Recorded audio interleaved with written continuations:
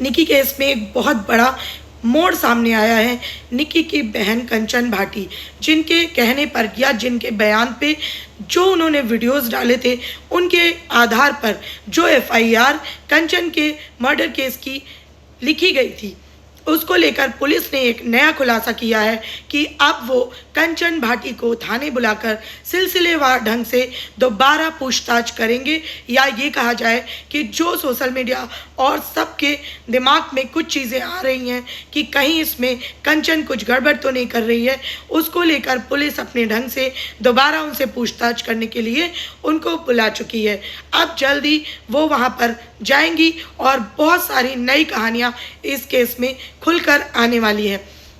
कुछ चीज़ें मैं आपको इस वीडियो में डिटेल से बताऊंगी कि आखिर क्या और क्यों और कैसे हुआ, जिसकी वजह से आज पुलिस को दोबारा ये कदम उठाना पड़ा। हेलो एवरीवन, मैं हूं दीप्ति और स्वागत है आपका मेरे चैनल रिएक्शन विद दीप्ति में। इससे पहले भी हमने कंचन मर्डर केस के बारे में बात की है, जिसके वीडियो आपको मेरे चैनल पे लाइव मिल जाएंगे, आप देख सकते हैं। आज हम बात करेंगे कि जो अभी रिसेंटली में खुलासा हुआ है, जैसे कि कुछ संदिग्ध चीज़ें आ रही थी सामने, जिनके बारे में सबके मन में सवाल उठ रहे थे कि जिस समय निक्की जल रही थी उस समय उसका पति सीसीटीवी में अपनी दुकान में दिख रहा है। दूसरी चीज़, कंचन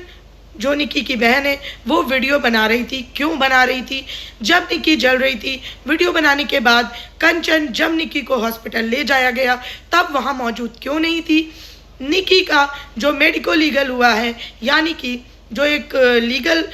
कॉन्सेप्ट होता है जिसके तहत जब कोई एक्सीडेंटल या ऐसा केस जाता है तो वहाँ पे डॉक्टर और नर्सों के सामने बयान होता है,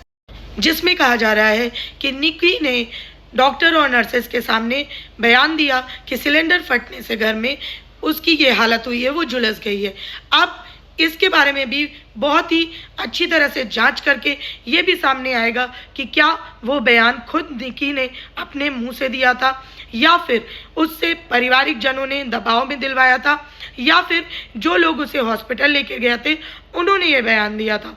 दूसरा पॉइंट आ रहा है कि कंचन भाटी अपनी बहन को हॉस्पिटल ले जाने के टाइम कहाँ थी। तीसरी बात आ रही है कि जब अगर उनकी बहन को जलाकर ससुराल वालों के द्वारा मारा गया, तो जब उनका दाह संस्कार हुआ यानी निक्की का, उस वक्त ससुराल के सारे लोग, सिर्फ विपिन यानी कि निक्की के पति के अलावा बाकी लोग वहां पर मौजूद थे और सब ने अंतिम संस्कार में पूरी तरह से सम्मिलित हुए और सारी चीज़ें सामान्य ढंग से हुई। तब कोई भी